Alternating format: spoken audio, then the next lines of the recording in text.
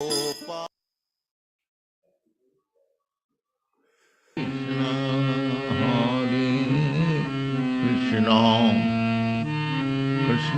Krishna Hare Hare Hare Rama Hare Rama Rama Rama Hare Hare Hare Krishna Hare Krishna Krishna Krishna Hare Hare Hare Rama Hare Rama Rama Rama Hare Hare Hare Krishna Hare Krishna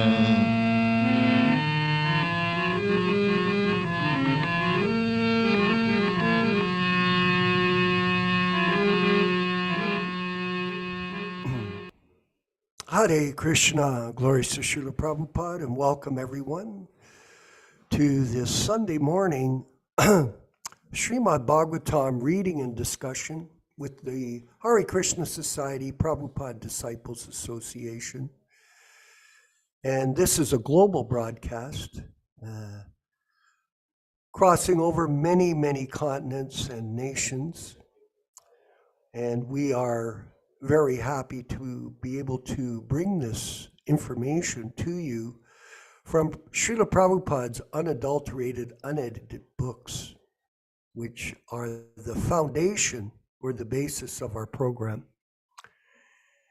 Because spiritual life requires discipline, a certain type of discipline, a certain amount of renunciation, as demonstrated by Sri Chaitanya Mahaprabhu himself. Excuse me for 1 second. Kim, hello? Kim, please close the door. I'm doing a broadcast. Sorry about that. So the idea is that renunciation is part of the spiritual process of Krishna consciousness. And I've noticed as one progresses through life, we have a tendency to accumulate things. It's extraordinarily entangling. And there are many aspects to attachments and many aspects to entanglement. We won't discuss them today, but they do unfold. I can remember Yashodanandana Prabhu, when we first joined the movement, we were completely free. We had no attachments, no entanglements. We just showed up at the temple in the Brahmachari ashram back then, and all our possessions were in a paper box. I used to keep mine in a BTG box. That was it. And we had 17 men living on the third floor of the Gerard Street Temple. And everybody just used to lay in these little rooms. Everyone had a little space where you could roll out your sleeping bag at night, and you got in, and then in the morning you got up. We used to have lines in the morning for taking a shower, because all we had was one bathtub on the third floor. And you have like 17 men trying to get ready for Mangal Arti. So we had a system. Actually, it became like this, that everyone was wearing their kalpans. I took a hose. They'd come in, I'd hose them down.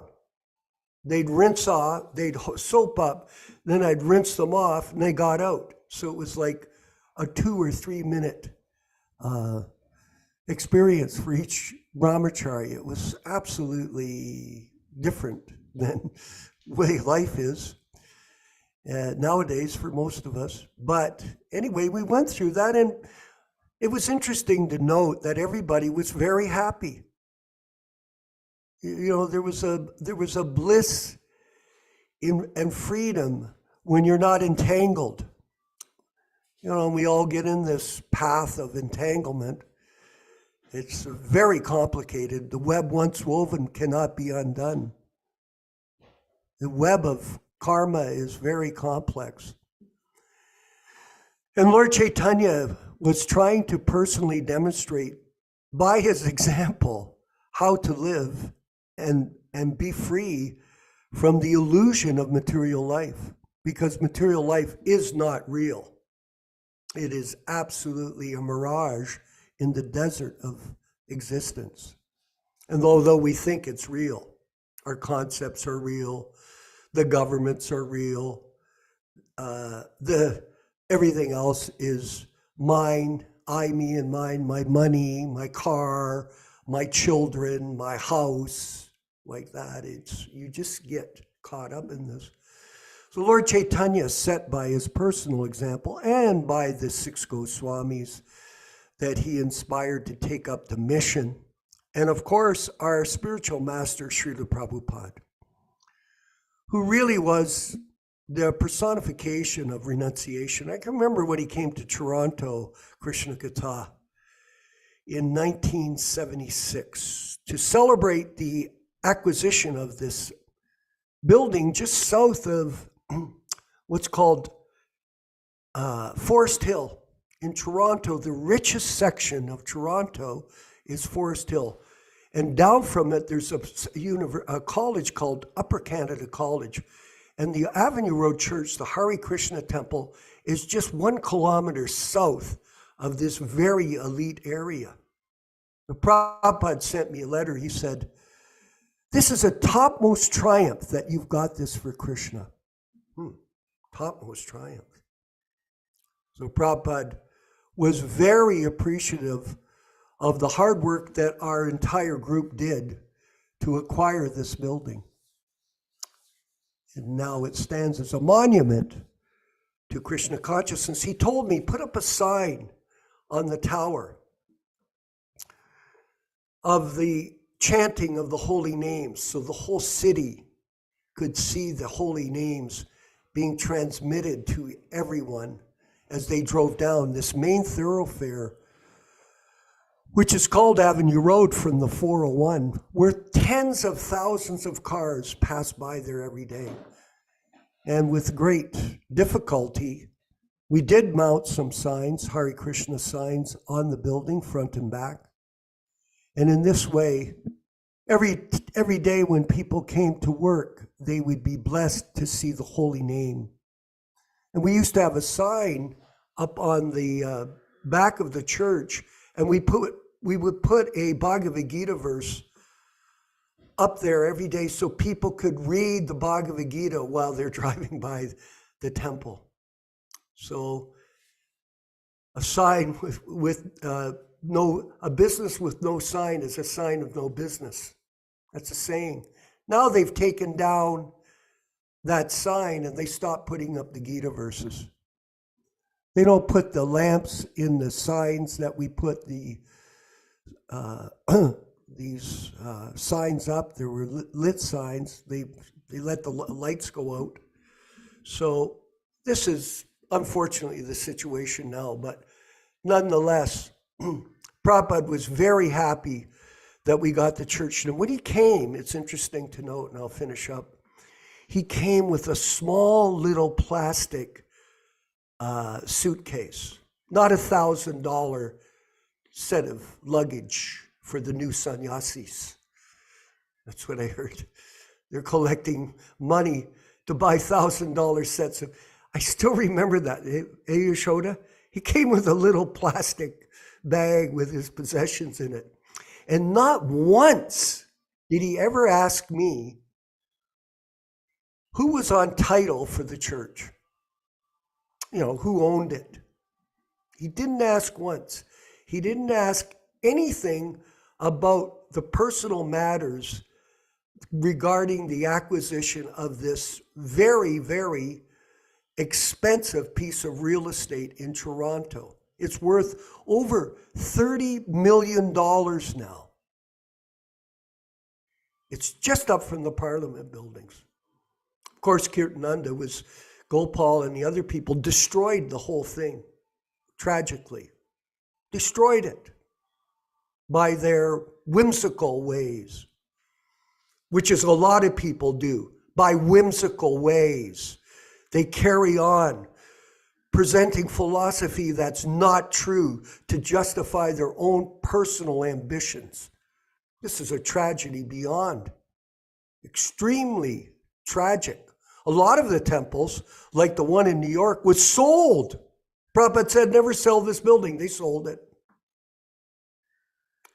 What kind of madness has gone on in the name of Chaitanya Vaishnavism and renunciation? It's a sad, sad comment, and a reality that all of us in this group should be aware of. Be aware of this. Do not deny it. A lot of people criticize us. Why you bring this up? Because it's reality. If you didn't have anything to do with it, then you wouldn't feel any problems. But everyone here is in the same boat. If you say anything, they kick you out. They remove you because they don't like you. Or someone will come along and criticize us because we're presenting Prabhupada as a pure devotee, representative of Lord Chaitanya. And we're his disciples. And people fault find us without fail. This is going on everywhere, actually. On everywhere. Whether it's governments or sports or any other activity. This mundane mentality is part of this illusion that people live in. The mind is not the friend of the conditioned soul. So one has to be careful to guard against these diseases that infect the mission of Lord Chaitanya. It's a disease. Some people would say, well, how come you're speaking that way? This is called the sauce. Hey, Krishna Katha? You give the sauce to people that are in Maya. You don't pat them on the back and go, oh, good, Prabhu. Life is what it is. And we're old men. We have every right to speak the truth to people that are thinking, oh, that life is just some kind of journey of fun and happiness. There is no happiness in this material world, and this place is a place of misery, period. And Krishna consciousness is the gateway out of it by the mercy of Srila Prabhupada. So something to think about as we carry on here. And we're going to read today from a letter that was sent to Prabhupada. Now, I thought about reading this letter. The reason we're going to read it is just to get some insight into the mentality of the people from India that Prabhupada was trying to engage in the mission and their particular perspective on it while he was here in New York back in 1966, struggling to survive. And this is a letter from Mangala Niloy Brahmachari, and he's writing back to Prabhupada. Thank you. Sri Chaitanya Gaudiya Mat, Assam. So he's writing from India. Give us some insight. With due obeisances to the lotus feet of Sri Bhagavat Purushas, Pujapad Maharaj received your affectionate note of 23,666 yesterday. Yesterday only I returned from Shillong, the chief minister with other ministers and elites of the city all appreciated our ideas. We were there for 40 days. Some collections also were made from the government level for the completion of the Sankirtan Bhaban undertaken by me here. About 50,000 are already spent. Another 12,000 are required for the completion of the work. Though the undertaken work is going on rapidly with the intention to open the door during Sri Krishna Janmashtami festival, yet I'm always ready to leave for America or UK, anywhere if I can avail such opportunity. India's work will be done anytime, today or hereafter. But Mahaprabhu's thought to the foreigners in the foreign countries is very, very encouraging to me. I have the picture to get myself at your disposal. I shall be sentencing your lofty ideas. I prayed my Guru Maharaj Ji in my previous letters to give proper attention to your foreign preachings.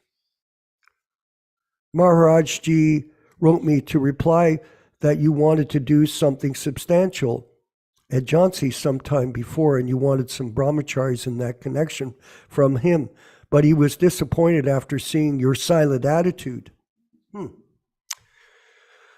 So one of the godbrothers reacting to him, to Srila Prabhupada. So he's likely to take proper initiative if there is some bona fide records during your correspondence with Sri Padma Sringhanaya regarding Sri Radhakrishna Temple at America and the amount he proposes to spend thereof. He wants me to write to you, write to him clearly regarding your aims and objects. Even if he wrote to me that it is Padampati wants, actually he is a big man to do anything and easily and properly regarding foreign exchange, etc. If the program is not bona fide, the approach to a big personality will be ludicrous, no doubt. So kindly think over the matter and do the needful. If you want me and me only, I shall be at your beck and call, no doubt. I am anxious to know about no objection report. If factually I am to start by the end of this month, July, as per your previous note, I pray from you some encouraging reply early to the address given above. Mridanga and Chutter, etc. are minor things, and I shall purchase them. You need not be worried about that. With Dandavat pranams to your lotus feet, again unworthy servant Mangla Niloy Brahmachari.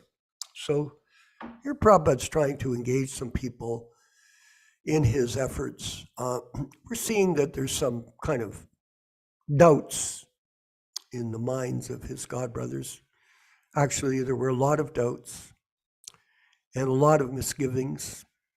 And eventually we'll learn as things unfold that eventually when Prabhupada started to show a great deal of success in his preaching, a lot of enviousness came out against him by his godbrothers. And this was very unfortunate. But this is the reality of the material world. Everyone is quarreling and fighting in this Kali Yuga.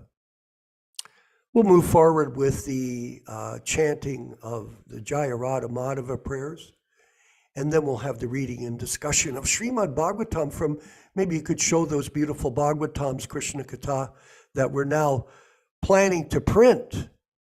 Yes, the original Delhi Bhagavatams, and at the end of the program today, we'll show you our GoFundMe program. There it is there. Yeah, there's the first canto. These are the new books that, the old new books that we want to focus on and distribute in India, yes, and in America and throughout the world. Yeah, there we go. There's Look at one, there. two, And there's one more. Look at that nice gate. three. Yeah, from Maduha, our friend.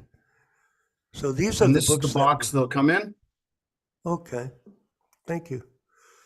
from India, just like Prabhupada. Beautiful. So this is a campaign we're doing, and we'll introduce that later to all of you. And you can support it if you so wish with a generous donation. It'll help us preserve the legacy of Srila Prabhupada into the future.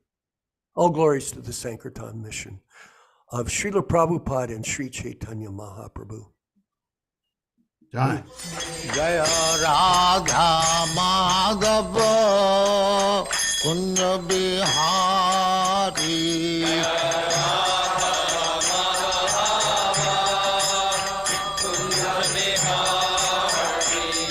Jaya Radha Madhava Kunja Bihari.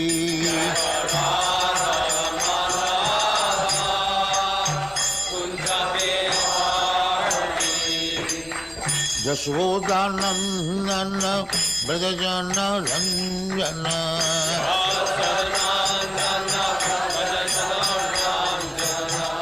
Jasodhanandana Brajajana Ranjana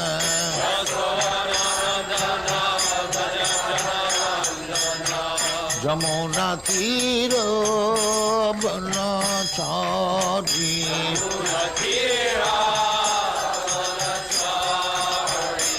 Jamuna Tira Banachari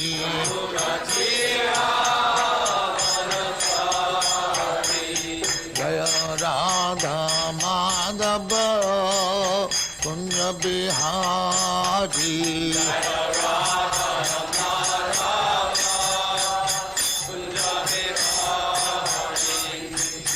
Gopi Jana Vallabha Girivaradhari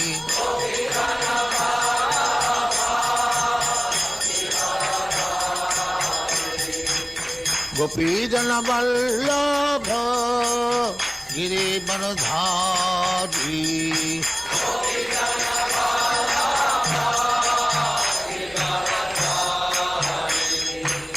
Yasodhanandana Brajajana Ranjana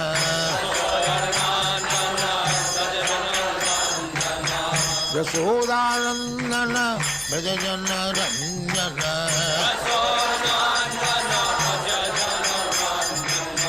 Yamuna Tira Banachari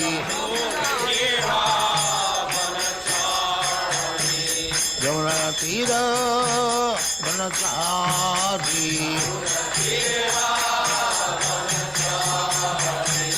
Jaya Radha Madhava Kunja Bihari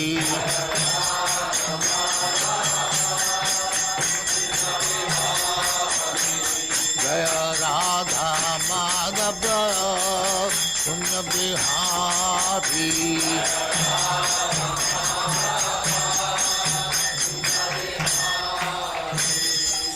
Jaya Muspa Paramahansa Parivrajagacharya Sattva Smadhati Siddhanta Saraswati Goswami Bhagavad Ki Jai Ananta Kodi Vaishnava Ki Jai Namacharya Shri Haridas Thakur Ki Jai Prem Se Kaho Sri Krishna Chaitanya Prabhu Nityananda Shri Advaita Gadadhar Shivasari Gaur Bhaktamani Ki Jai Shri Shri Radha Krishna Mokh Gopinath Sam Khand Radha Khand Giri Godan Ki Jai Vrindavan Dham Ki Jai Navadvip Dham Ki Jai Ganga Mai Ki Jai Jamuna Mai Ki Jai Guru Dwarka Dham Ki Jai Swami Bhaktivinoda Ki Jai All glories to their Samari All glories to their Samari Thank you very much. All glories to you, Srila Prabhupada.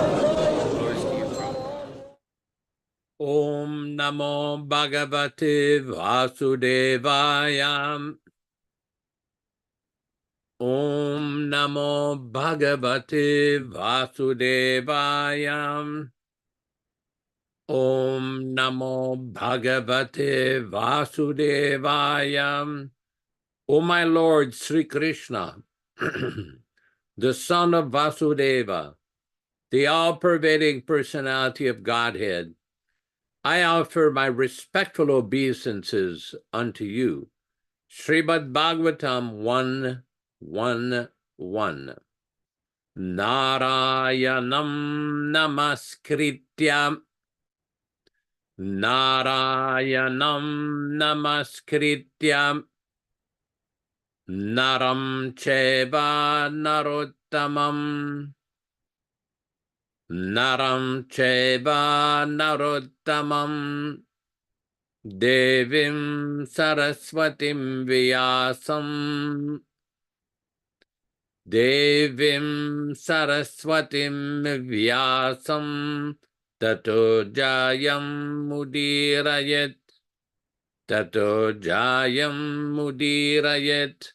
One should utter the means of conquest, Srimad Bhagavatam, after offering respectful obeisances, one, to the personality of Godhead, Narayana, two, to the Naranarayana Rishi, who is the supermost human being, three, to the Mother Saraswati, the goddess of learning. Then 4, to Srila Vyāsadeva, the author, from Srimad Bhagavatam 1 to 4. Welcome everyone to this reading and discussion on Srimad Bhagavatam. It's important to note that all the readings that we're conducting will be conducted from the original 1962 New Delhi Bhagavatam. And as we do every week, we will be reading a few very nice. Krishna Katha Prabhu is showing the first 3 volumes of Srimad Bhagavatam, a very nice reprint, which Srila Prabhupada designed that picture of the spiritual world with the picture of Goloka Vrindavan, as well as the Vaikuntha spiritual world. As we do every week, we will be reading the meaning of the Srimad Bhagavatam and the benefit of hearing anything from this great transcendental literature. This is from Srimad Bhagavatam, Canto 1, Chapter 2, Text 16 and 17. Shrinvatam Svakata Krishna Punya Shravana Kirtana Hridyantasto Hyabadrani Vidunoti Suritsatam. Sri Krishna, the personality of Godhead, who is also the Paramatma in everyone's heart and the benefactor of the truthful devotee, does cleanse the desire for material enjoyment in the heart of the devotee who has developed the urge for hearing his, Krishna's messages, which are themselves virtuous when properly heard and chanted. Text number 18. Nashta prayeshu vabhadreshu nityam bhagavata sevaya bhagavati uttama shloke bhaktir bhavati naishtiki. By regular attendance in the Bhagavatam class or rendering service unto the pure devotees, all that is inauspicious in the heart of a candidate becomes destroyed almost to nil, and thus loving service unto the personality of Godhead, who is praised with transcendental songs, comes into being an irrevocable fact. Text 19. Tadarajastamo bhava kamalo bhadayaschaye chetayete ranaviddham stitam sattve prasidati. As soon as irrevocable loving service is fixed up in one's heart, at that time, the effects of the nature's mode of passion and ignorance, such as lust, desire and hankerings, etc., do disappear from one's heart, and he becomes fixed up in the mode of goodness, which makes him completely happy. Text 20. Evam prasanna manasu bhagavad bhakti yogataha bhagavad tattva vijnanam mukta sangasya jayate. Thus, when one is positively fixed up in the mode of unalloyed goodness, the enlivened-minded man, affected by contact of devotional service of the Lord, can positively know scientific knowledge of the personality of Godhead in the stage of liberation from all material association. Again, welcome everyone to this reading and discussion on Srimad Bhagavatam. This week we will be reading from Srimad Bhagavatam, Canto 1, Chapter 5, text number 8 and 9, I believe. Text number 9, okay. 9 and 10, Prabhu. 9 and 10, that's fine. Yata dharmadayas charta munivarya anukirtitaha natata vasudevasya mahimahi anuvarnitaha yata as dharmadayas, all the four principles of religious principles, cha, and artha, purposes, munivarya, by yourself, the great sage, anukirtitaha, repeatedly described, not, tata, in that way, Vasudevasya, of the personality of Godhead, Sri Krishna, Mahima, he, Mahima, glories, he certainly, Anuvarnitaha, so constantly described. Translation. As you, the great sage, have very broadly described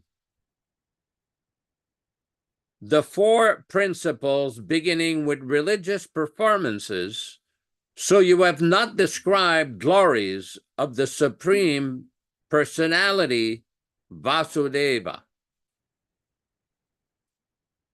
Purport by Srila Prabhupada. The prompt diagnosis of Sri Narada is at once declared. The root cause of despondency of Sri Vyāsadeva was due to his deliberate avoidance of glorifying the Lord in his various editions of the Puranas. He has certainly, as a matter of course, given descriptions of the glories of the Lord Sri Krishna, but not so widely as he had done in the matter of religiosity, economic development, sense gratifications, and salvation. These four items are by far the inferior engagement of the living being than being engaged in the devotional service of the Lord. Sri Vyāsadeva, as the authorized scholar, knew very well this difference of the above-mentioned two classes of engagements. And still, instead of giving more importance to the better type of engagements, namely in the devotional service of the Lord, he had more or less improperly used the valuable time of his life, and thus he was despondent. From this, it is clearly indicated that nobody can be pleased substantially without being engaged in the devotional service of the Lord. In the Bhagavad Gita, this fact is clearly mentioned. After liberation, which is the last item in the line of performing religiosity, etc., one is engaged in the pure devotional service. This is called the stage of self-realization, or Brahmabhuta stage. After attainment of this Brahmabhuta stage, one is symptomized with the signs of satisfaction. But satisfaction is the beginning of transcendental bliss. One should push further on progress of the Brahmabhuta status by neutrality and equality of the relative world.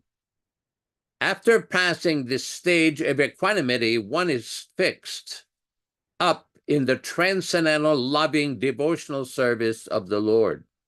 This is the instruction of the personality of Godhead in the Bhagavad Gita.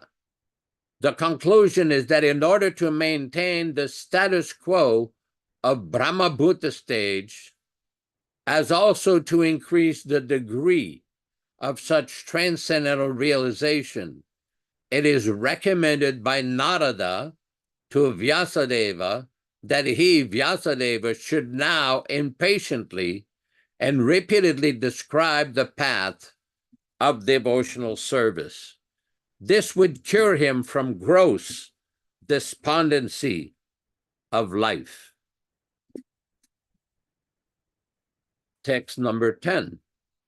Natadvachas chitrapadam harera yasha jagat pavitram pragrinitak karichit tadvayasam tiriyam ushanti manasa nayatraham sa niramanti ushikshayaha na not tad that vachas vocabulary chitrapadam decorative harer of the Lord yasho glories jagat universe pavitram sanctified pragrinita described karichit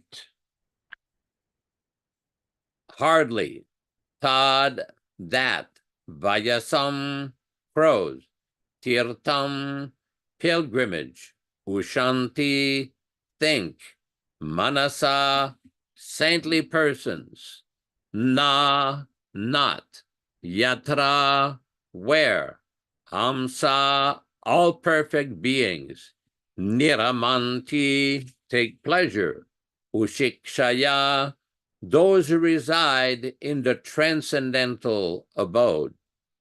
Translation: the set of vocabulary in which there is no description of the glories of the Lord, which can sanctify the whole universal atmosphere, is considered by the saintly person as the pilgrimage of the crows, where the all-perfect persons do not derive any pleasure on account of their being inhabitant of the transcendental abode. The crow purport by Srila Prabhupada. The crows and the ducks are not the birds of the same feather on account of their different mental attitude. Similarly, the fruitive workers or the passionate man is compared with the crows, whereas the all-perfect saintly persons are compared with the ducks and swans. The crows do take pleasure in a place where refuse remnants of foodstuff are thrown out as much as the passionate fruitive worker do take pleasure in wine and women and similar places for gross sense pleasure. The ducks and swans do not take pleasure in the place where crows are assembled for conferences and meetings, but they are very rarely seen, particularly in the atmosphere of natural scenic beauty, where there is transparent reservoir of water, nicely decorated with stems of lotus flower and variegated, colorful natural beauty. That is the difference between the two classes of birds. Nature has influenced different species of life by different mentality of the living entities, and it is not possible to bring them up in the same rank and file. Similarly, there are different kinds of literature for study of different types of men of different mentality. Mostly the market literatures which attract men of the crows categories are literatures containing refuse remnants of sensuous topics. They are generally known as mundane talks in relation with the gross body and subtle mind. They are full of subject matter described in decorative language, full of mundane poetic and literary art by similes and metaphorical arrangement. But what all they are, void in the matter of glorifying the Lord. Such decorative poetry and prose on any subject matter is considered as decoration of the dead body and the superficial agitated mind. Spiritually advanced men who are compared with the swans do not take pleasure in such dead literatures, which may be sources of pleasure for men who are spiritually dead. These literatures in the modes of passion and ignorance are distributed under different labels, but hardly they can help mitigating spiritual urge of the human being And as such, the swan-like, spiritually advanced men have nothing to do with such mundane remnants. Such spiritually advancements are called also the manasas, because such saintly persons do always keep up to the standard of transcendental voluntary service of the Lord in the spiritual planes, which forbids attraction completely from fruitive activities for gross bodily sense satisfaction or subtle speculation of the material egoistic mind. Social literary men, scientists, mundane poets, theoretical philosophers, politicians who are completely absorbed in the material advancements of sense pleasure are all dolls of the material energy. They do take pleasure in a place where the same rejected subject matters are thrown. According to Swami Sridhar, such places are compared with the pleasure of the prostitute hunters. But literatures which describe the glories of the Lord are enjoyed by the Paramamsas who have grasped the essence of human activities. Om Ajnanatimirandasya Jnananjana Shalakaya Chakshuranmiritam Yena Tasmai Shri Gurave Namaha. Nama Om Vishnupadaya Krishna Prestaya Bhutale Srimate Bhaktivedanta Swamin Niti Namine Namaste Saraswati Devi Gauravani Pracharine Nirvishesha Shunyavadi Paschatya Deshatarine Bhakti Siddhanta Shishyayam Bhakti Vedanta Namine Prasannaya Prashantaya Tasmai Shri Gurave Namah.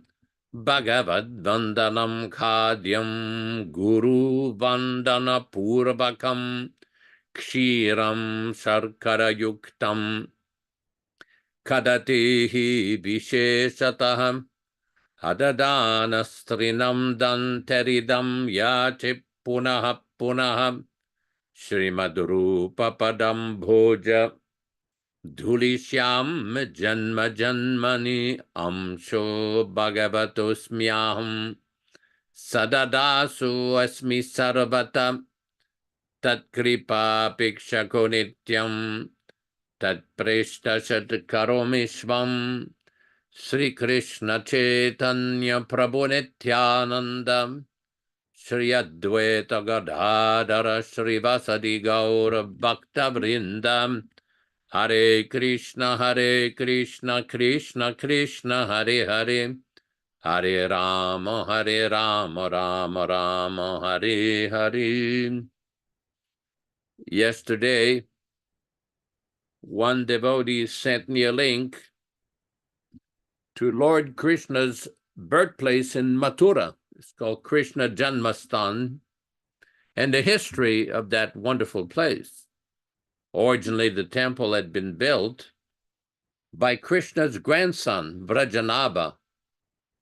And over the years, with the invasion of various Muslim invaders or Mohammedan invaders, the temple had been destroyed, and every time it was rebuilt by various Vaishnava kings, and ultimately resulting, there is a current legal dispute with regards to that site. It is very complex and convoluted, and various followers of Sanatana Dharma are trying to establish the exact place where Lord Krishna, called the Garbhagriha, the place where Vyāsadeva and Devaki gave birth to Lord Krishna. It is there in Mathura, but there is also a mosque that had been built when the last Vaishnava temple had been devastated by Aurangzeb in 1670. And in 1947, when India gained its independence, one very famous industrialist Yugal Kishore Birla, along with one Mr. Dalmia, and Hanuman Prasad Podar, who incidentally was a good friend and admirer of Srila Prabhupada, of our Srila Prabhupada. They joined together and they established a trust to build a temple. There's a current temple next to the place where Krishna was born. So now they're trying to ascertain, trying to build exactly on that spot. It will take some time, like it took some time with the Ram Mandir in Ayodhya. The point being of this is that there will always be a class of men that will be inclined towards the spiritual topics of the Lord, glorification of the Lord. And this is the exact topic in these two verses here with these beautiful long purports by Srila Prabhupada. Prabhupada is, especially in this text number 10, is making a very clear difference by giving the example of the crows and the swans. The crows do not mix with the swans. They don't. Just like down the hill from where we live, there is a little lake. We live on the side of a mountain in the forest, and as one goes down, there is a little lake there. And occasionally there are ducks and swans that go there. But we don't see the crows swimming with the ducks and swans. It just does not happen. Why? Well, Prabhupada explains, and he gives the comparison to the materialistic people that are engaged, that are absorbed in the sense gratification pertaining to the body and the mind. They're absorbed on that platform. And those who are aspiring transcendentalists and transcendentalists who are absorbed in the spiritual topics of the Lord and the incarnations of Krishna, the activities of Krishna, they're absorbed on a different platform. So this is very important because we see in the last sentence of text number 10, Srila Prabhupada summarized all of this. He says, but literatures which describes the glories of the Lord are enjoyed by the Paramamsas who have grasped the essence of human activities. It's interesting to note how Prabhupada uses the language sometimes of how he defines Paramamsas or Mahatmas or pure devotees. Prabhupada uses all-inclusive language, including various practitioners, such as our humble selves, devotees who are practicing the process of devotional service. He will describe them sometimes as Mahatmas, as pure devotees. But other times he makes very specific reference to the exalted position of the factual Paramamsas and the factual great Mahatmas. And one has to use his intelligence to distinguish. Very fine distinction. Now, Prabhupada many times is very critical of literatures that have nothing to do with description of Krishna. There's a famous statement where one devotee asked Srila Prabhupada about various events that took place in the French Revolution in France. And one person quoted Marie Antoinette, who was asked a question that people have no bread to eat. And Marie Antoinette replied, well, let him eat cake. And Prabhupada's comment was, what does this have to do with Lord Chaitanya's movement? In other words, he's thinking like a Paramamsa, like a topmost Paramamsa, who is only concerned with Chaitanya Mahaprabhu and his movement and topics of Chaitanya Mahaprabhu. Now, there's another class of persons who pose as devotees, who pretend to be devotees, but they become very expert at another practice. They become professional fault finders. And occasionally it goes further. Professional gossipers. Then it goes a little further. Professional insulters. Now, this is the path, if one is not careful to avoid the 6 pitfalls against the progressive path of bhakti recommended by Rupa Goswami in his Upadeshamrita, so nicely translated by Srila Prabhupada as the nectar of instruction. This is what happens. I mean, there's very clear instructions. Niyamagraha, neglecting the proper rules. Gossip. There are very, very good reasons why these great acharyas have summarized the 6 principles that increase bhakti and the 6 principles that destroy bhakti. Prajalpa niyamagraha, shadbir bhaktir vinashyati. Prajalpa, loose talk, gossip, because it's a progressive path.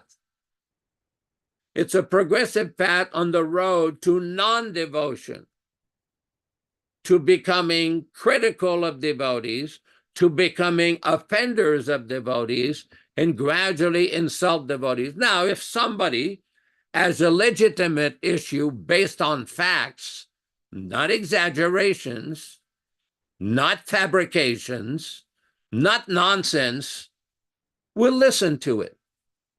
Just like we know that they have people that are properly trained as investigators, detective, certain police people, army people, investigators. And they know by questioning somebody who is a suspect, or what they call in law, a person of interest, they can tell by the kind of responses if they're being evasive, if they're being exceedingly nervous, if they're avoiding answering the question. Because they're not stupid, they have all kinds of investigative tools. They can find out the records of their cell phone. They can find out the records of their communication. They can talk to their neighbors. They can talk to their relatives. They can find out a lot of things. And by the time they investigate, they can tell after some time, is this person being straightforward? Is he being honest? Or is he trying to be deceptive? And this is why Rupa Goswami has put in that verse, Prajalpa niyamagraha. We all know Prabhupada has given very detailed instruction, very detailed explanation that we should follow the proper rules and regulations of devotional life. This is well known to every devotee. But devotees sometimes forget there are other rules. Just like there is one lecture where Prabhupada was talking about gambling, and Prabhupada gambling and no mental speculation. Our process is a process of accepting the authority. We don't speculate or misinterpret everything. This is very important. Very important.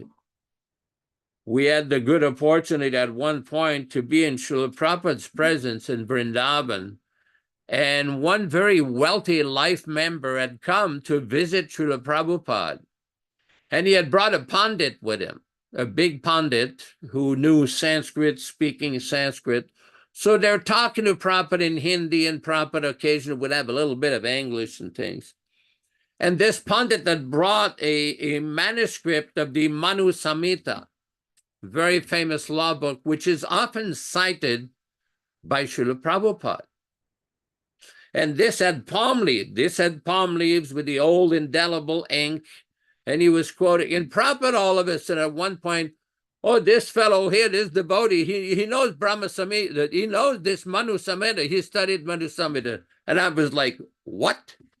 I only knew one verse that I studied from one of Prabhupada's books, and I quoted the verse that one should never be alone for a woman, that a person who is learned, neither with his mother or his daughter or his sister, because even a greatly learned man can be influenced by the senses.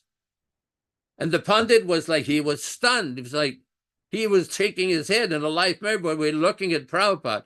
And then Prabhupada, instead of taking the credit, because he's the one that was really teaching all of us Manu Samhita or any Samhita, We didn't really know anything. It was all his mercy and his kindness to teach us this Vedic knowledge. Prabhupada starts talking about his disciples, how they have learned Vedic knowledge, how they are preaching, they're doing Ratha Yatra, they're worshiping the deities, they're engaged in preaching. He was doing constant like that, giving credit to his disciple, when the real credit really belonged to him, because we, the knuckleheads, his disciples, didn't really know much. We didn't really know much. But by his kindness and his mercy, he's delivering the transcendental message of the Bhagavatam, Manu Samhita, Brahma Samhita, everything. So that is the kindness of Srila Prabhupada. And to go back to the original point that I was discussing, devotees should be very careful how we behave with other devotees. Especially, I've seen this tendency of devotees to exaggerate and fabricate and concoct and not deal with facts, not deal with actual facts. Because then they go into inventing and manufacturing interpretation. And then it goes a little further. They become angry. They will insult. There's no need for that.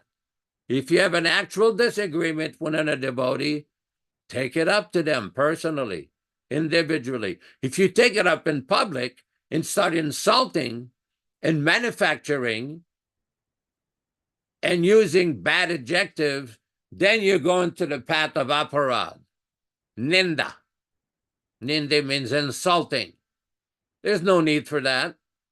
We have seen plenty of examples of that, and this is not what Srila Prabhupada has taught.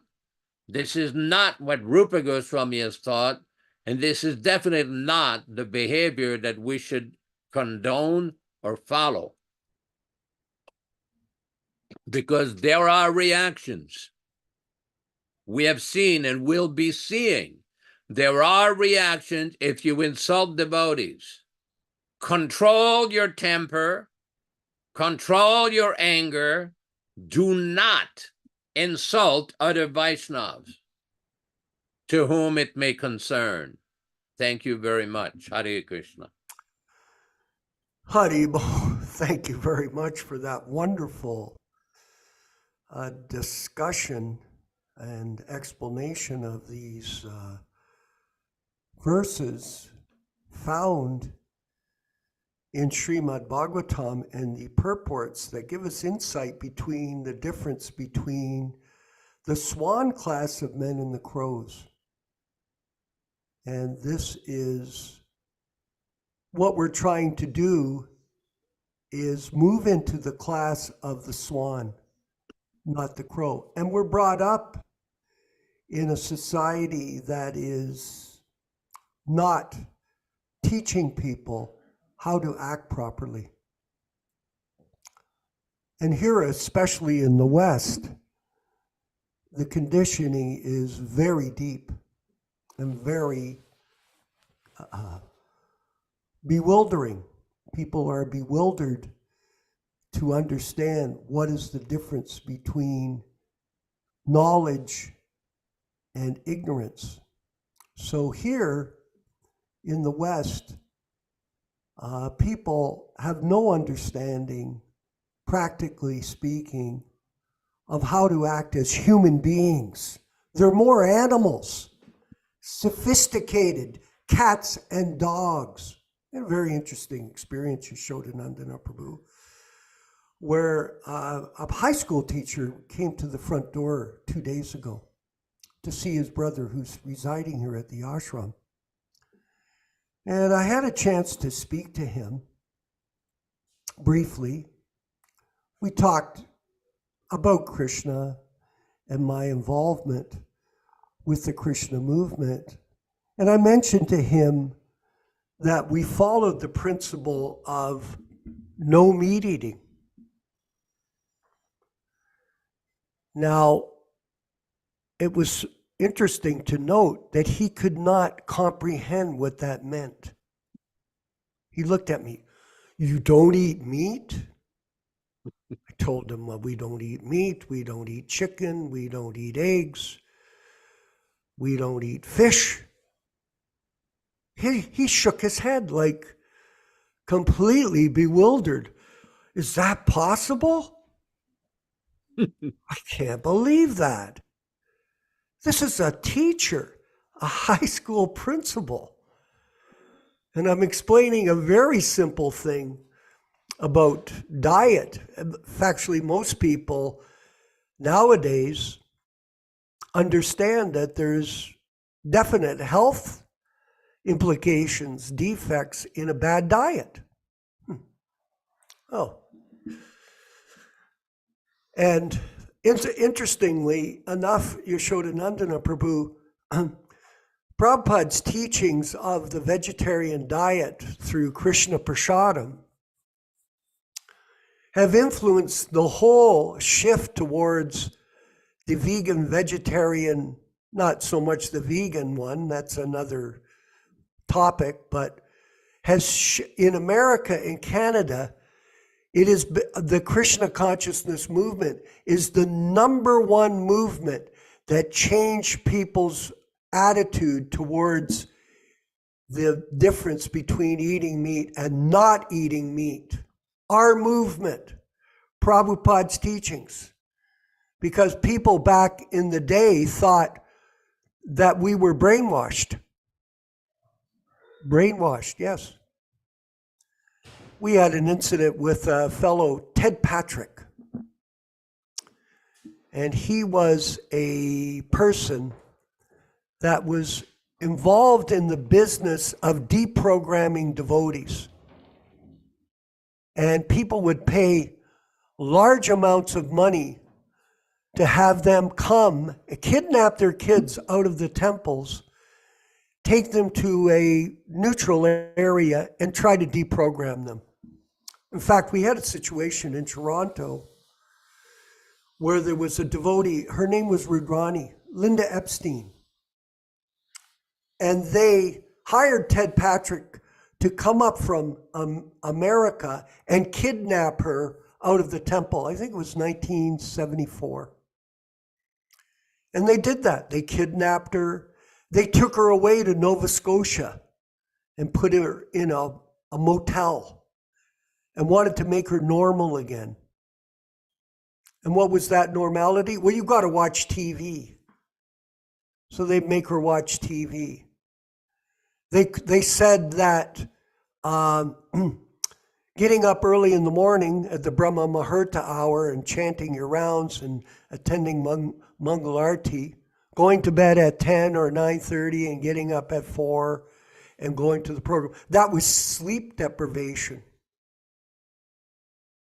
And then they said, oh, these people, they make you repeat the same mantra over and over and over again because we were chanting japa every day. That's mind control. Pretty insane. The swan class of men and the crows. So the crows, they're criticizing the swans. And lastly, they said that if you don't eat meat, it's food deprivation. Krishna Katha may be aware of this, was used in the Second World War by the Germans, where they would deprive people of so-called their nourishment, and this would make them weak and susceptible to being under the control of others. So they said that our eating of prasadam was food deprivation, no meat. So they tried to get us to eat meat. This is the situation that we find ourselves, and Prabhupada's described it brilliantly in these verses of the Bhagavatam, the difference between the swan class of men and the crows, the divine and the demoniac, which are also described in detail in the Bhagavad Gita. And these two groups are in constant competition, the devotees and the demons. This is a society of demons, very much so. where everything is based on I, me, and mine, my house, my car, my family, my money. Everything is mine. And if you don't do what I say, I'm going to go away.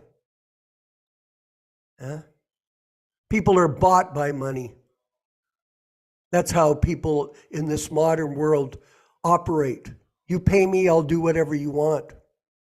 So this is a battle, the battle of truth, the truth between reality and illusion. And the reality is Krishna consciousness. And Prabhupada brought that forward when he came to America.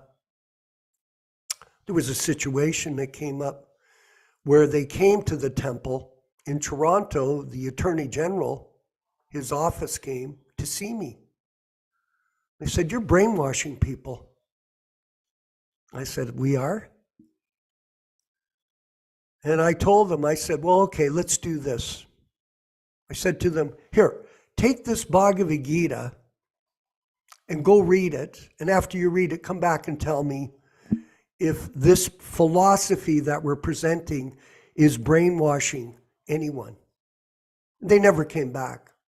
Prabhupada did the same thing in New York City when we were on trial. He had Adi Keshava.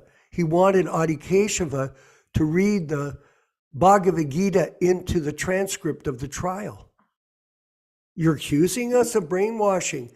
Prabhupada told us, yes, it's true. We are clearing the brains of people. We're cleansing them of all material contamination. Not brainwashing people. That's a manipulation of people for personal motive and material aspirations, using Krishna as a business, not using Krishna consciousness as a source of liberation. Yes, people have to be trained. There's no question of that, Yashodanandana Prabhu. And you brought up a very good point about control of the tongue.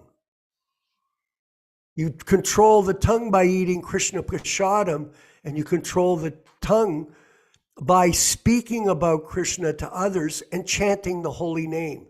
These are the ways of making advancement in spiritual life. And the more we can minimize prajalpa, the more we can minimize these other mundane states of mind which agitate everyone and everything, the more we'll begin to understand how to make advancement in spiritual life. It is discipline.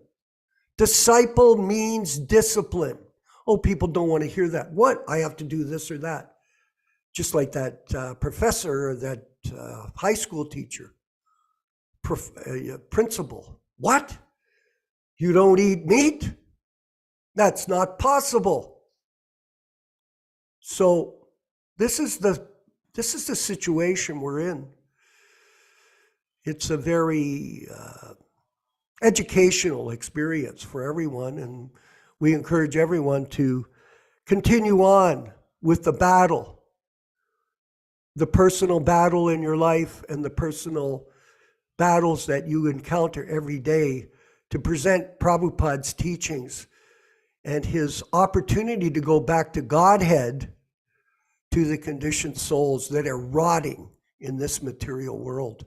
Yashodanandana Prabhu, please. Microphone. You've raised some very important points, and I wanted to read here Yes. from a purport by Srila Prabhupada in Chaitanya Charitamrita, Madhya Lila, chapter 19, text 156. Chaitanya Charitamrita, Madhya Lila, chapter 19, text 156. This is a very interesting discussion by Chaitanya Mahaprabhu with Rupa Goswami.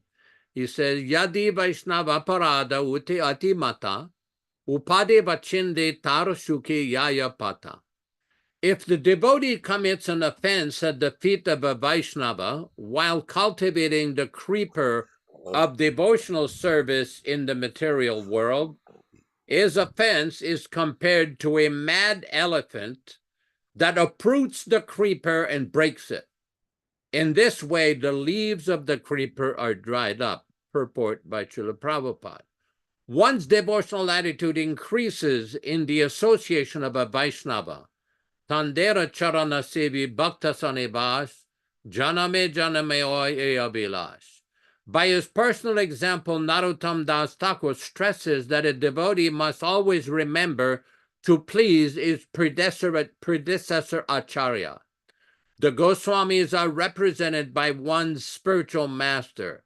One cannot be an Acharya, spiritual master, without following strictly in the disciplic succession of the Acharyas. One who is actually serious in advancing in devotional service should desire only to satisfy the previous Acharyas. Echai gosayar muitarodas. One should always think of oneself as a servant of the Acharyas, and thinking this, one should live in the society of Vaishnavas. However, if one thinks that he has become very mature and can live separate from the association of Vaishnavas, and thus gives up all the regular principles due to offending a Vaishnava, one's position becomes very dangerous. Offenses against the holy name are explained in Adilila, chapter 8, text, verse 24. Giving up the regular principles and living according to one's whims are compared to a mad elephant, which by force uproots the bhaktilata and breaks it to pieces. In this way, the bhaktilata shrivels up. Such an offense is especially created when one disobeys the instructions of the spiritual master. This is called Guru Avagnya. The devotee must therefore be very careful not to commit offenses against the spiritual master. As soon as one is deviated from the spiritual master, the uprooting of the bhaktilata begins and gradually all the leaves dry up. And this is why we recommend that devotees come regularly to hear Bhagavad Gita, Srimad Bhagavatam, Chaitanya Charitamrita. This is association, taking advantage of modern technology and hearing the message of Lord Krishna in association with devotees and discuss so we can maintain our spiritual life and increase our association with the pure devotees of Prabhupada and move forward in our spiritual advancement. Hare Krishna. Very interesting points being presented from the Shastra for everyone's contemplation and understanding. This is not easy to comprehend, actually, because there's a combination of activities that have to go on in order to get what's called vijnanam, realization. In other words, you can practice Krishna consciousness, but unless you surrender to the process of Krishna consciousness, actually make commitments and perform devotional service, it's called jagya, Sankirtan jagya. It's a sacrifice. We have to be prepared to sacrifice for the service of the Lord. This sacrificing of your time, Prabhupada was mentioning here about time, and time is our most valuable asset of all things. You cannot buy back 1 second of time for millions of gold coins. People are not aware of this. They're bewildered. They think time is in abundance. Oh, I have all this time, I can do anything I want. And look at how fast time is moving, Krishna Katha. Look at how old we are. No one ever thought that when Prabhupada used to say, oh, I'm an old man, and we were young men, we think, well, he is, but we're not going to get old. And all of a sudden, here we are. We're old men. Not all of us here, but some are. And so we're trying to help the younger people understand. Trust us when we tell you, time goes like this. So it's most important for us to capture our time in this offenseless attitude of devotional service. Do not get caught up in all of this trivial trivia that goes on, especially Yashodanandana Prabhu. We see that the internet is, we describe it as a cottage industry. You know what a cottage industry is. In other words, you have a little house and you decide to put a table out front of your house and sell lemonade. Hey, I'm in business. I got my lemonade business. Anybody can put a table out front of their house and sell lemonade. So anybody can get online these days. There is laws that are starting to protect people from slander. There's a lot of slander going on. But in the meantime, most people, they carry on without any sort of worry that they'll be sued, but they could be, for slander. So, but they're in the cottage industry of the internet. Here I am, I've got a big mouth, let me blab it everywhere. This is going on in the material world everywhere. We should be cautious with that. And Dharma Bhavanam, I see some people have got their hands up. We'll move to those as we move along in the talk. Dharma Bhavana in Dallas, Texas. Hare Krishna. Oh, Hare Krishna, thank you. A wonderful class. There's an example how events and challenges for the Vaishnavas are there in our books, just like we were talking about today, and Yes. relevant for all of us. And I apologize if the verse I'm about to read from Srimad Bhagavatam is too repetitive, but I kind of think everybody should know this purport almost by heart. Yes. It's Canto 4, Chapter 28, text 48 through 51. Canto 4, what is it? Canto 4? Canto 4, Chapter 28, text 48. And it kind of goes on to include text 51, all that area. I'm going to start with 48 and just read it. Is that okay? Okay. Yeah, please go ahead. O best of kings, please get up. Please get up, get up. Just see this world surrounded by water and infested with rogues and so-called kings. This world is very much afraid, and it is your duty to protect her. And it's purport by Srila Prabhupada. Whenever an acharya comes, following the superior orders of the Supreme Personality of Godhead or his representative, he established the principles of religion as enunciated in Bhagavad Gita. Religion means abiding by the orders of the Supreme Personality of Godhead. Religious principles begin from the time one surrenders to the Supreme Personality of Godhead. It is the Acharya's duty to spread a bona fide religious system and induce everyone to bow down before the Supreme Lord. One executes the religious principles by rendering devotional service, specifically the 9 items like hearing, chanting, and remembering. Unfortunately, when the Acharya disappears, rogues and non-devotees take advantage and immediately begin to introduce unauthorized principles in the name of so-called swamis, yogis, philanthropists, welfare workers, and so on. Actually, human life is meant for executing the orders of the Supreme Lord, and this stated in Bhagavad Gita 934. So I just kind of, we just want to mention how when this first came out, 4th canto, maybe 1974, 75 period, around that time, I probably read this maybe even a few times, but it didn't really make a mark on my consciousness. I never thought too much about it. But then after so many years, we read this, and we can see how this helps us. Srila Prabhupada is predicting the future by explaining to us what happened in the past. And it's such a kind of meaningful verse. And also the same thing is described in detail the next couple of verses all the way through text 51. So I just wanted to read this, mention this. I thought it was so important that devotees should really read this several times in the Bhagavatam. It has so much meaning to it, all these verses, 48 through 51. Haribol, thank you. Yeah, the fact of the matter is, when you were saying about repetitive, this type of explanation about fake gurus or fake preachers like that is all pervasive through Prabhupada's books, letters, and other lectures. So it's not, it's an explanation of the way things go on in this world. And so there's always going to be a lot of people that are going to use Krishna and Krishna consciousness as a business. We have Nilesh Sharma in Miami, Florida.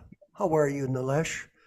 I see Hare you got Krishna, your hand Prabhuji. up. We didn't get to you last time, but we're again here. Like I said, go ahead, please. That's okay. Sure. Hare Krishna, Prabhuji. Yes. Jai Srila Prabhupada. Jai I Prabhupada. had a question, but the question was answered right away. So just wanted to kind of share my thoughts, is that Yes. Srila Prabhupada has not only influenced people in the West, but also people like me, where my upbringing was very different than most others. You mentioned about a high school principal who never knew what was diet without meat, and I never ate meat during my childhood.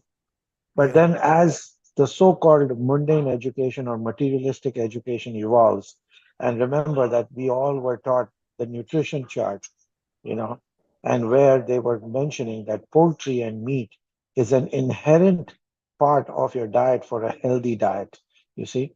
So, what we have now realized over the decades that these charts were influenced by corporate America, by corporations to what you call promote their products, promote their edible products. So Yeah. while growing up, I always had questioned my parents. Is that why are we vegetarians? Says, oh, because we should not kill life. I said, you're killing potatoes, you're killing radishes, you're killing uprooting plants. No matter what, you're going to kill life. You know, when you eat one grain, you are killing a potential life. It is a seed, you see. So either way, whatever, you're not going to eat stones, you're not going to eat rubble, you're not going to eat mud, you're going to eat life. And this prompted me to start eating meat. I used to eat meat in my late teens and early 20s because this question was never answered to me. So imagine the effect of Srila Prabhupada over a spectrum of people. On one end of the spectrum are people who ate nothing but meat. On the other end of the spectrum, they were vegetarians but did not know why they are vegetarians. You see? Hmm. So the question was always that whole spectrum that Prabhupada answers so wonderfully in through the process of Krishna consciousness is that until and unless we don't put Krishna in the center, we will be lost in this whole spectrum. You may be in one end of the spectrum or the other end of the spectrum. But until and unless we don't put Krishna in the center, it will not change your perspectives. You will still be committing offenses. Does not matter what. So that is why the real intelligence comes is when no matter what, you're going to eat life. So whether I kill a plant or I kill an animal, I am going to incur sinful reactions.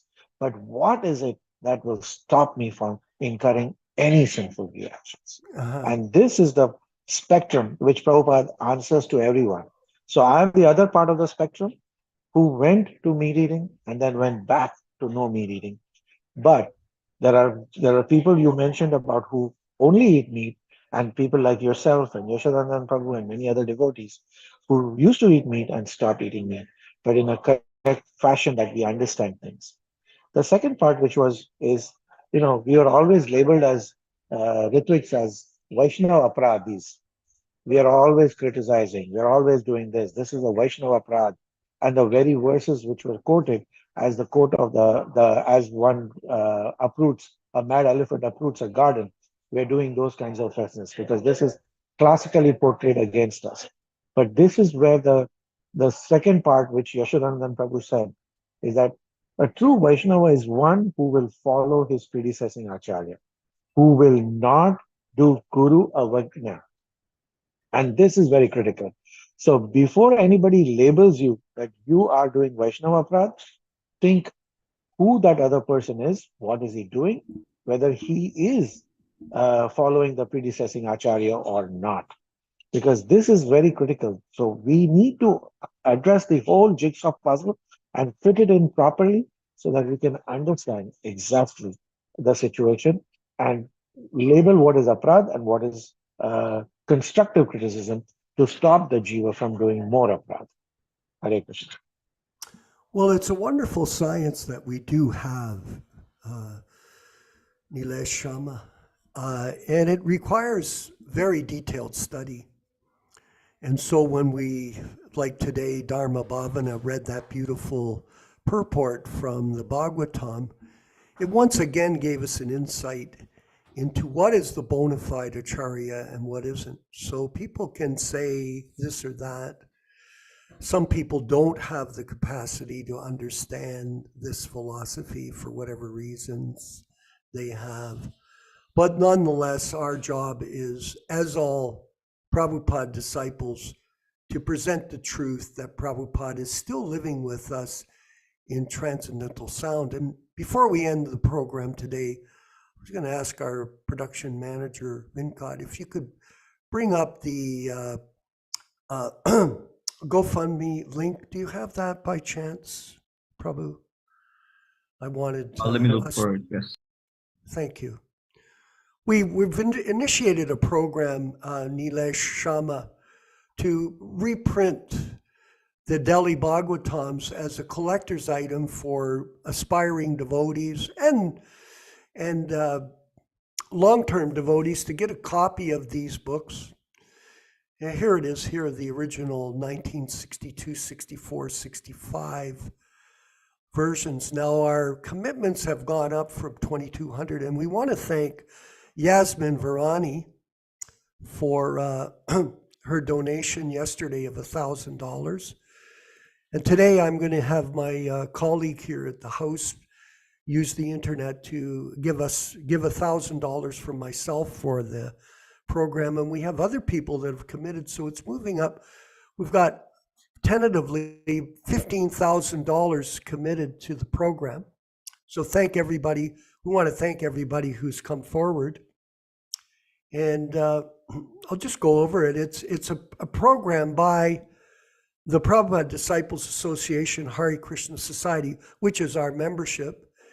And this is a GoFund drive to raise donations for the printing of the original Bhagavatams, the Delhi Bhagavatams by His Divine Grace. These treasured editions are the original books written, published, and distributed by His Divine Grace prior to His coming to America. These are the exact replicas of the books He brought with Him in trunks aboard the steamship Jaladuta from Calcutta and arriving in New York on September 19th, 1965. These treasured reprints of the original versions of the Srimad Bhagavatam provide comprehensive insight into the ancient mysteries of spiritual life from the pen of the pure devotee of Krishna, produced by him under the order of his spiritual master, His Divine Grace, Srila Bhaktisiddhanta Saraswati Goswami. Srila Prabhupada, not certain of how much time he had left on this earthly plane, told us that these initial 3 volumes, there's a mistake there, of the first canto of Srimad Bhagavatam contained all the knowledge necessary for a conditioned soul to waken his dormant Krishna consciousness in order to go back home, back to Godhead, even in this one lifetime. Please generously support everyone, this fundraising campaign and our efforts to reprint these most important books for the benefit of people now and in future generations.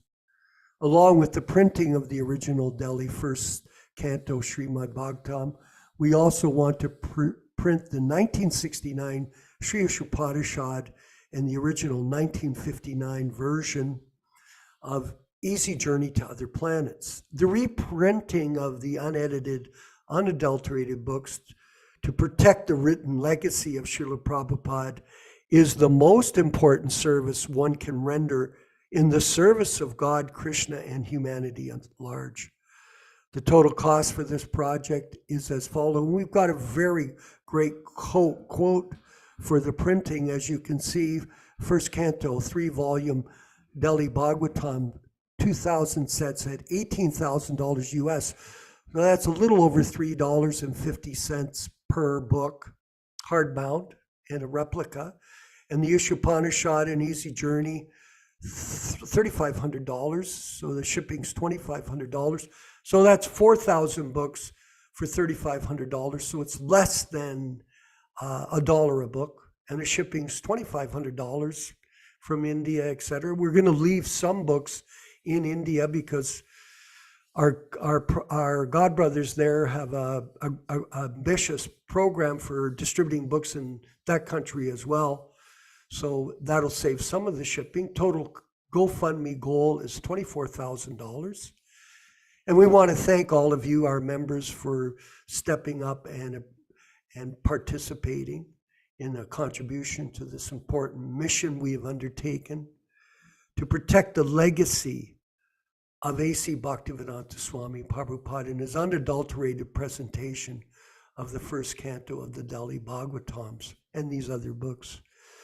So there's also a question about if there's any fees, and Ron Singh pointed out to me that there is a button on the GoFundMe page that you can, you don't have to give any money from the donation to them, but you have to push the button on this, on the, or the lever on the donation slot to say 0. And that way you can give the money without contributing any money to them necessarily. And all the money is going into our charitable organization, Hare Krishna Society, which is a registered charity in the US for people in the US that are donating. And we can forward a charitable receipt for you against your income tax submission. And in this way, you can also, that will also benefit you. And the society can use the money exclusively for book publications, which is the goal of this program. It's all the money. There is no administrative costs. There are no salaries. There is no other expenditure. The money will specifically be used for printing books. And the more we collect, the more we'll be able to expand book distribution for other people in other languages and other projects that we're going to do moving into the future. Krishna Kata, you wanted to make a comment, please. Quick, I promise to be brief. Yeah. This is a realization that Vishwakarma Prabhu shared with me yesterday on a telephone call. And he made such a nice clarification of why all of this is happening and how it came to be that we are in the process of printing these treasures, these gems of knowledge from Srila Prabhupada, is that rather than, you know, making contact with one person or two persons that we know are wealthy and asking them to come up with the whole amount, his realization is that this is Krishna's way, this is Prabhupada's way of engaging everyone, just like we were all engaged in book distribution from early on. And so you should all think of this as pleasing to Srila Prabhupada in the same way you were doing devotional service all these years. And the other realization that he had is that this is a way to put in check the out of control, running away with too much editing and offensive editing that is going on. And in today's verse, I got a realization that I'll share quickly, and that is this subtle ignorance of the mind. And we all know what ignorance means. It means to ignore. And so sometimes someone is so ignorant to what they're doing, they ignore the instructions of the spiritual master, thinking they are pleasing, but in fact they are not. So to get these books and other books, original transcripts and manuscripts, and authorized printing of Srila Prabhupada's books, this is a way to put in check this unabated and out of control editing business. that is just feeding one or two persons false sense of, I don't know, ego, right? So please give $20, whatever you can, because every dollar means that now you are engaged in this pastime of Srila Prabhupada. His pastime is still ongoing, and we are a part of it. His pastimes will continue to go on for the next 10,000 years or more. And we are right in the heart of a very important pastime of Prabhupada disciples. And Vishwakarma's realization was further. He said, imagine if all of this editing happened after Prabhupada's disciples, his original fighters, his warriors that are on this program, were already out of their body, back home, back to Godhead. Imagine if we weren't here to put this nonsense in check. So this is a realization from a devotee that made the phone call to me, and I'm sharing it all with you. We are right in the middle of a fight. And this is the best way to fight, rather than criticizing and pointing fingers like Yashoda Nandana was saying earlier. Just print Prabhupada's books, and Krishna will guide the Jiva soul to the right set of Bhagavatams. He will guide us to the right set for the serious seeker. Thank you for allowing me to speak. Hare Krishna. Jai Prabhupada. Before we move to the kirtan.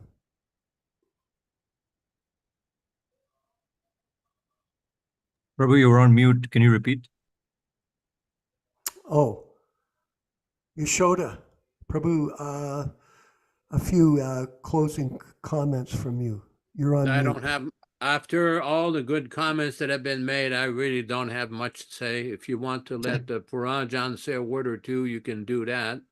There's been a lot of words of wisdom on this session. Very much appreciated. Is Puranjan still there? Yes, no, maybe.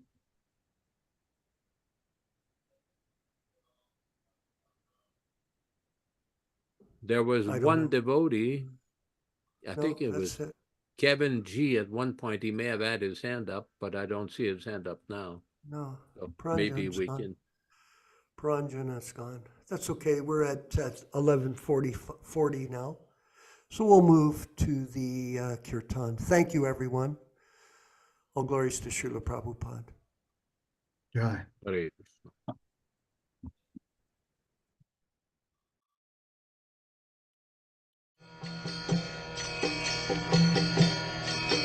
Hare Krishna, Krishna Krishna, Hare Hare, Hare Rama, Rama Rama, Hare Hare, Hare Krishna, Krishna Krishna, Hare Hare, Hare Rama, Rama Rama, Hare Hare.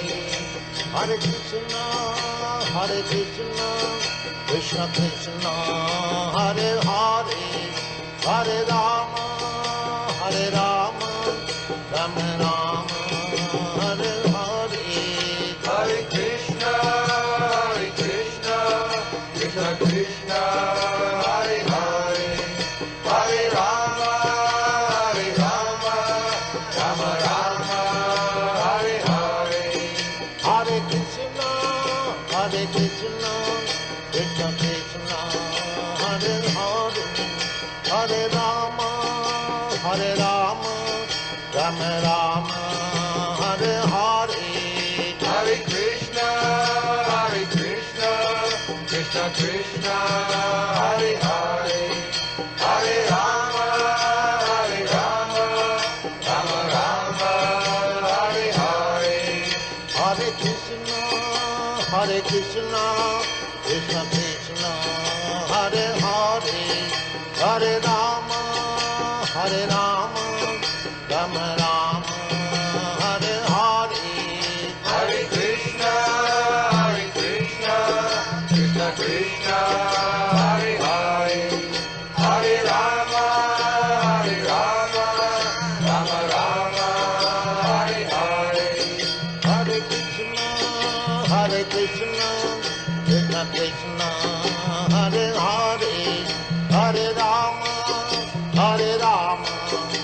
Ram Ram, Hare Hare, Hare Krishna, Krishna Krishna, Hare Hare, Hare Rama,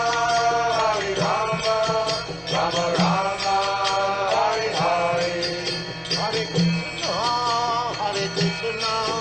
Krishna Krishna, Hare Hare, Hare Rama, Rama Rama, Hare Hare, Hare Krishna, Krishna Krishna, Hare Hare, Hare Rama, Rama Rama, Hare Hare, Hare Krishna, Krishna Krishna, Hare Hare, Hare Rama, Rama Rama, Hare Hare, Hare Krishna, Krishna Krishna, Hare Hare, Hare Rama, Rama Rama, Hare Hare. Let us offer our respectful obeisances to all the Vaishnava devotees of the Lord. Vanchakalpa tarubhyascha kripa sindubhya evacha patitanam pavanebhyo Vaishnavibhyo namo namaha. I offer my respectful obeisances unto all the Vaishnava devotees of the Lord, who can fulfill the desires of everyone, just like desire trees, and who are full of compassion for the fallen souls. Hare Krishna, Hare Krishna. Thanks everybody for participating. We'll see you all on Wednesday at 5:00 p.m. Pacific Standard Time, 8:00 p.m. Eastern Time. Hare Krishna. All glories to Srila Prabhupada. Vandeham Sri Guru Sri Juta Padakamalam Sri Gurum Vaishnava Vangsha Sri Rupam Sagrajatam